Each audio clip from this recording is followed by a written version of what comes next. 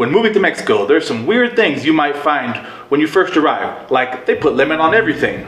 Finding strange bugs in the house. Or finding it difficult to find a restroom when you're out in public. I'm Roddy, this is Landy, and with our son Louis, we moved to Queretaro, Mexico in 2021, and we share our lives and what you should expect when moving to Mexico. Come join us on our journey. Let's get started. When in Mexico, or really in any country, you have to become aware of local customs. So here in Mexico, one thing that we noticed when we arrived, and we weren't too sure if people were talking to us or not, was when people are exiting a restaurant and they see you eating, they'll come by and they'll normally say provecho, which is like saying bon appetit or enjoy your meal. So just make sure to give them a little nod or gracias in response. Something else to become accustomed to when you arrive at a red light is people will come and ask to wash your window. Sometimes they'll even spray your window without you even saying yes or no. But you need to remember, just give them a quick wag of the finger and they'll go ahead and wipe it away with no charge. But if you do decide to take the service, expect to pay 5, 10, 15 pesos, whatever you'd like to give them. Something that may shock a few people if you understand Spanish is maybe the lack of political correctness, at least by US or Western standards. Some examples are, there's a little restaurant we like to eat in the town close by in Bernal called Negrito. Now, which pretty much translates to Little Blackie. You would never hear a restaurant being called that back in the US. Or if you're light-skinned and you go to the market or some other place, they may call you güero, which is like calling you light-skinned or whitey. So just expect it and know nothing is meant by it. It's just local culture.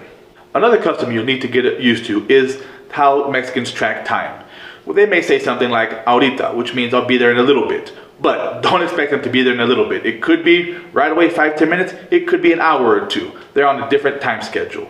Or even if someone does set a schedule with you, don't expect them to be there quite right on time. Like even right now, it's already 2:10 and I'm expecting someone to be here by 2 o'clock. But that's okay. If he's here before 3, I'm more than happy. Something that may shock or frighten you is the images you may see on local papers. So even if you don't receive the paper, but you're walking down the street and you pass the local kiosk that sells papers, you may see images that are extremely gruesome. It could be of murders or other things that are cartel related, but by US or Western standards, they'd be very gruesome and may not be appropriate. So just be aware. Something else you'll notice a lot, especially around the 1st and 15th of the month, but it can happen at any time, are extremely long lines at the banks. And usually they're going to be in the more crowded central areas, and at least here in Querétaro that's true. We've passed by and seen lines extending all the way around the corner for people looking to try to talk to a teller or even just simply use the ATM. So if you need money, be prepared to wait in a long line or maybe go a little bit outside of the central area to be serviced a little quicker.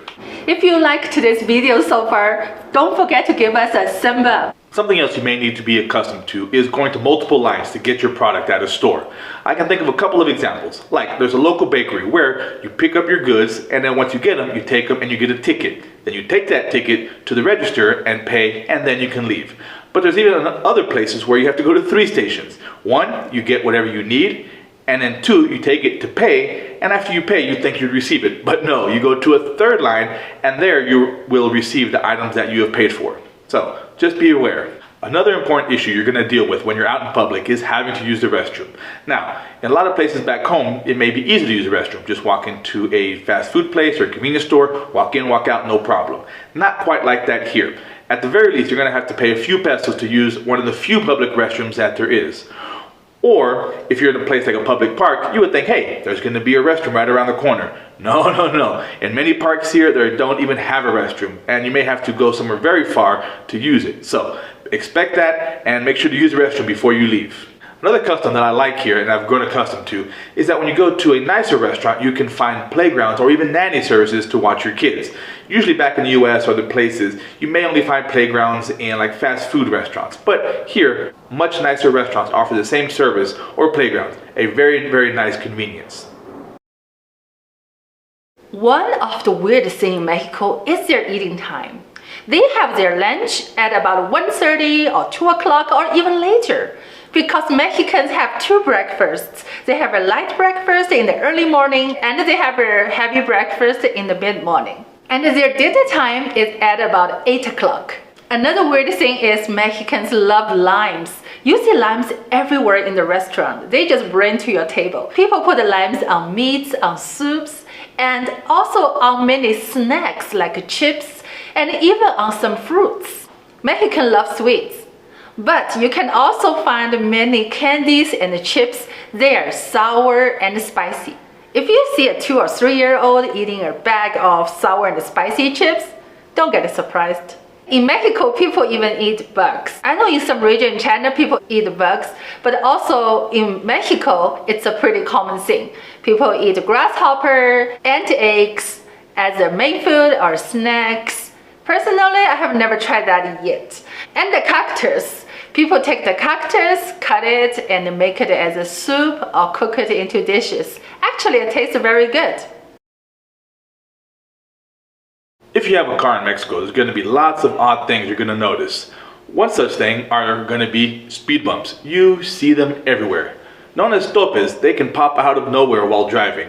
They can be on highways or in the middle of streets and neighborhoods. Usually they're marked or painted, but not always, so be expected to hit the brakes in a moment's notice. Something that's a little bit different here is that they don't really have left turn lanes when you need to get to the other side of the street. Everything is always a turnaround, and they're only so far apart. So you may need to go somewhere that looks like it's only 100 meters, but you may need to drive 4 or 5 minutes to get to that location because of all the turnarounds that you have to do. It can be very frustrating. Another strange thing here is that with any moving or non-moving violations and they give you a ticket from the police, they're going to take your front license plate. And this is going to force you to make sure you go and pay that ticket on time. And if you do pay it on time, they normally give you a pretty good discount. But again, a little bit different as compared to the US or Canada, where they just give you the ticket. Something else you need to get used to when driving a car is having to pay for parking.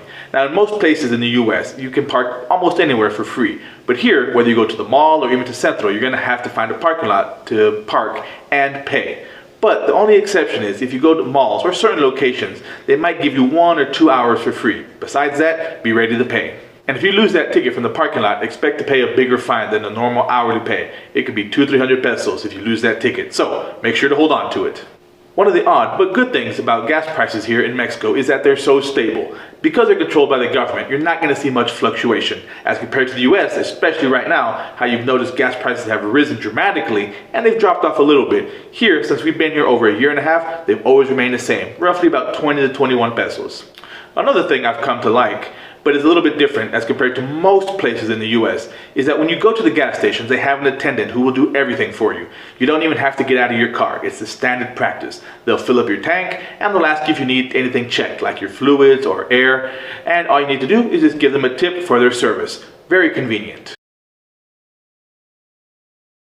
Another strange thing I found here is most houses here are made by concrete, even the roof. But I remember in the US, most houses are made by wood frame. I don't know why is that. Are there more pros than cons? I haven't done any research yet. If you know, maybe you can tell me about it. Another very odd thing in Mexico is when you go to have a shower, please remember the water handle, once you turn left, it means hot water. If you turn right, it's the cold water. It's so opposite to the water handle in the US. And you see on the left side, it said C. C doesn't mean cold, it means caliente. That means hot. Another odd thing in Mexico is dishwashers are not very common here. I have a Mexican friend told me, if you have dishwasher, that means you are a wealthy family. If you are looking for a house, don't expect they have a dishwasher available there. And in most places, even no space for it. When we were looking for houses here, it's very hard to find a house has a space available for dishwasher. Another thing is air conditioners are not very common in Mexico. Unless you're in the central Mexico, you see air conditioners are not very common in most families. And if you travel in Mexico, make sure double check it before you book it. Another weird thing in Mexico is the bugs, strange bugs. For example, we see cricket, we see different type of spiders, and we even saw scorpions. It freaked me out at the beginning. Now we're getting used to it and we know how to deal with them. Another thing I found is so odd here is the mortgage interest rate. At least 9% and even higher. So if you're in the US, you think 4, 5, 6% is high. Here is 9% at least. So what do you think of today's list? Leave a comment below if there's anything that really stuck out or that we forgot. And don't forget to check out our other videos right up here. See you soon. Bye-bye. Bye-bye.